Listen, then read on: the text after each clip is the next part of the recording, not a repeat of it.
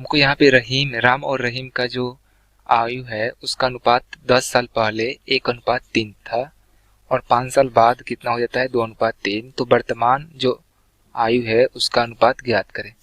तो हम देख रहे हैं कि 10 साल पहले 10 साल पहले का जो अनुपात है यहाँ पे हमको दिया हुआ है कितना है 1:3। तो राम और रहीम का राम अनुपात रहीम। तो अब क्या होता है यहाँ पे कि 5 साल बाद यहाँ से क्या बोल रहा है कि 10 साल पहले 1:3 था और 5 साल बाद यहाँ से देख रहे हैं तो 5 साल बाद कितना 5 साल बाद इसका मतलब कितना हुआ 10 साल पहले है तो 5 साल बाद कितना 15 साल बाद इसका मतलब हुआ कि 15 साल। यहाँ पे वो कितना हो जा रहा है यहाँ पे देख रहे हैं कि 2:3 हो जा रहा है यहाँ पे। तो पूछा है यहाँ पे कि हमको निकालना है कि वर्तमान जो आयु होगा उसका अनुपात क्या होगा। तो 5 साल बाद तो जो भी यहाँ पे जो भी बढ़ रहा है यहाँ पे साल तो दोनों के केस में सेम बढ़ेगा। तो इसका मतलब होगा कि दोनों के बीच में जो भी अंतर होगा वो सेम होना चाहिए। तो यहाँ पे देख रहे हैं कि 1 है और यहाँ पे 2 है तो दोनों के बीच का अंतर 1 हुआ, बट यहाँ पे 0 है। तो हम क्या करेंगे इनके बीच का अंतर को सेम करेंगे। तो सेम कैसे होता है, हम इसके अंतर को लेते हैं और इसमें गुना कर देते हैं और इसके अंतर को लेते हैं और इसमें गुना कर देते हैं। तो इसका अंतर देखें तो कितना आ रहा है 3 है और 1 है, इसका मतलब 2। तो हम क्या किए 2 से इधर गुना कर दिए। और फिर हम इसका अंतर देखें तो 1 का आ रहा है तो 1 से यहाँ पे गुना कर दिए।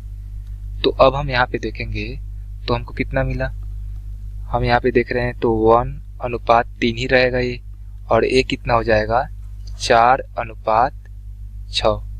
अब हम अंतर देखेंगे दोनों के बीच का, वो तो सेम हो रहा है। कितना का अंतर है हम देख लेते हैं। तो दोनों के बीच का अंतर देखें तो कितने के आ रहा है 3 का आ रहा है।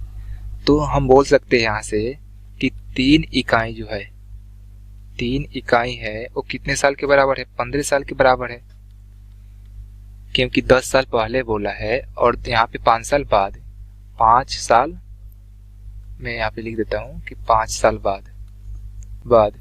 तो हम यहाँ से क्या कर सकते हैं, तो 3 जो इकाई है 15 साल के बराबर है तो 1 इकाई देखेंगे तो कितने साल के बराबर हो जाएगा 5 साल के बराबर हो जाएगा।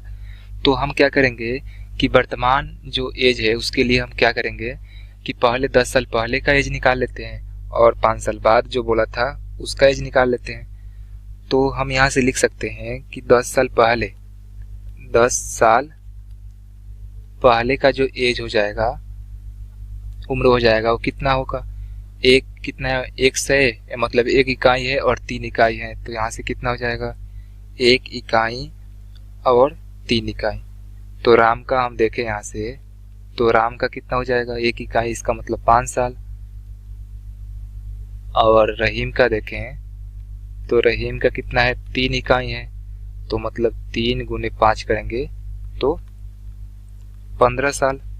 तो अब हम क्या करेंगे कि जो 10 साल पहले जो राम और रहीम का जो उम्र था वो मिल गया। 10 साल पहले कितना था, राम का 5 साल था और रहीम का 15 साल था।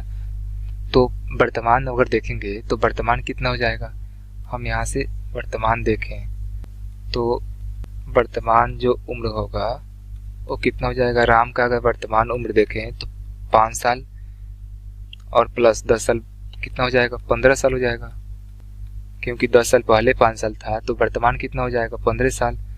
अगर रहीम का देखें तो रहीम का कितना हो जाएगा 10 साल पहले 15 था तो वर्तमान कितना हो जाएगा 25 साल हो जाएगा। तो दोनों का रेशियो पूछा है, जो अनुपात पूछा है तो अनुपात कितना हो जाएगा 15/25। तो यहाँ से कितना आएगा अनुपात जो है 15/25 है, इसका मतलब हुआ 3:5। तो ये हमारा जो होगा वो सही आंसर होगा। तो 3:5 है तो कौन सा यहाँ पे ऑप्शन सही लग रहा है, यहाँ पे 3:5 है ऑप्शन बी। तो ऑप्शन बी हमारा सही आंसर होगा।